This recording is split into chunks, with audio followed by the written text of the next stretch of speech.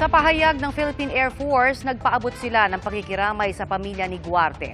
Kasabay ng pangakong magbibigay sila ng tulong at suporta. Makikipagtulungan din daw ang Philippine Air Force sa investigasyon ng Calapan City Police. Samantala, bumilis ang inflation o pagmahal ng bilihin nitong December 2024 batay sa datos ng Philippine Statistics Authority. Posible bang bumilis pa ang inflation ngayong 2025? Saksi si Bernadette Reyes. Umpisa pa lang ng Marcos administration, ang presyo ng bigas ang isa sa pinakatinutukan.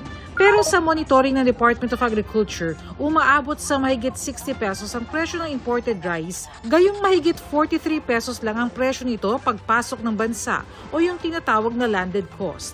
Dapat ang presyo ng bigas is 51, 52 pesos. Sabihin mo na 52 pesos.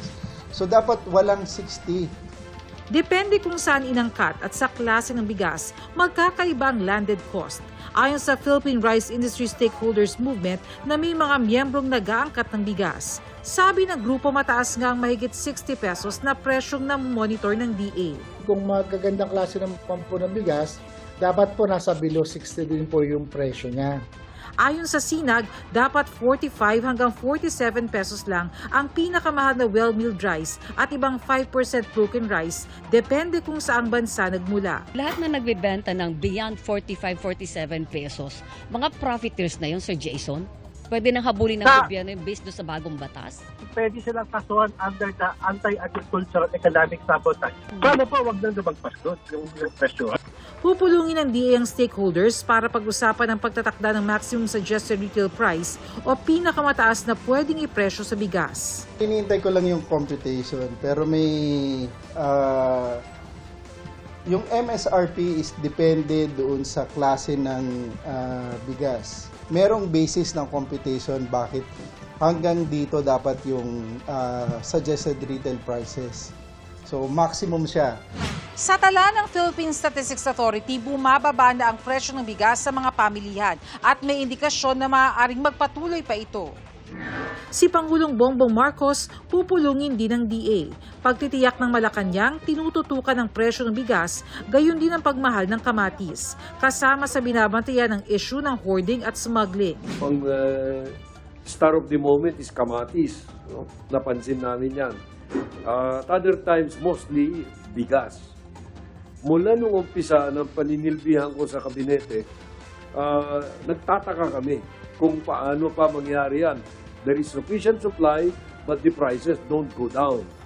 Bagamat marami ang namamahalan pa rin sa bigas, ipinunto ng National Economic and Development Authority o NEDA, bumagal ang rice inflation noong December 2024, pinakamabagal mula noong January 2022. Sa datos ng Philippine Statistics Authority, tumaas sa 2.9% ang inflation rate noong December 2024 kumpara sa 2.5% noong Nobyembre. Pero ang average inflation rate para sa buong taon nasa 3.2%, mas mababa kumpara sa 6% noong 2023 at pasok sa target range ng gobyerno. Nang tanungin ng PSA kung may posibilidad na bumilis ang inflation, good news ang nakikita sa presyo ng bigas. We're seeing the trend going down. So ito yung sinasabi ko na talagang may possibility nga na maging negative na yung inflation for rice this January. Pero pagdating sa ibang produkto, mayroon tayong nakikitang pagtaas pa, particularly vegetables. Kasi sabi ko kanina, yung kamatis, tumataas pa rin. Ang critical of course would be the transportation, yung price, weekly changes dun sa price ng fuels, no, diesel and gasoline. Para sa GMA Integrated News, Bernadette Reyes ang inyong saksi. Mga kapuso, maging una sa saksi. Mag-subscribe sa GMA Integrated News sa YouTube para sa iba't ibang balita.